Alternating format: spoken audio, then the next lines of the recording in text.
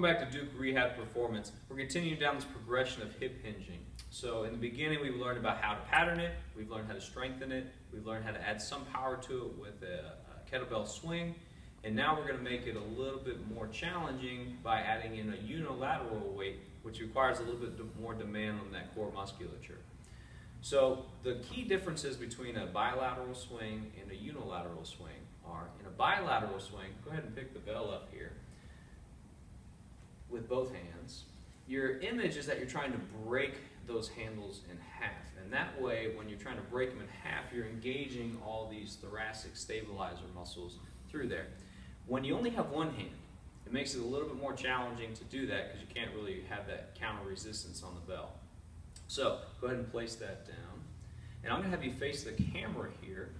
So the first part is learning what the arm is going to do. So at the top of the swing, when he's here, he's doing a good job, so his thumb's going to be pointed up at the ceiling on that one. As he drops and descends into his hinge, the thumb is going to rotate positions, and now it's pointing behind him. You're basically pointing in the direction you want the bell to go at that point.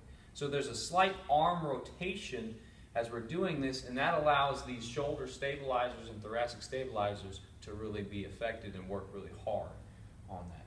So we still want to see the same motions. I still want to see the hip hinge. I don't want to see him go below that triangle that we talked about in that last video. And we're still looking for good speed and consistency. With one arm, the tendency is that weight's going to try to pull him forward and he's going to rotate. So by him not rotating, we've got a little extra activation through his abdominals here. So let's go ahead and see what one looks like here from the front. So thumb's pointed up, now it's down, up, down. Perfect. And if we were to look at his triangle again, we don't want to see him get below there, right? So he's doing a great job keeping the working at his hips, not in his lumbar spine.